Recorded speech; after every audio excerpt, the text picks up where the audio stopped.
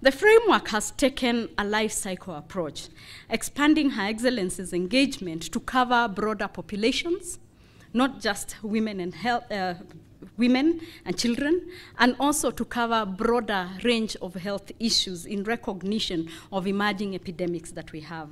There are still women and children who lack the care they need to live healthy, fulfilling lives. We need to change that.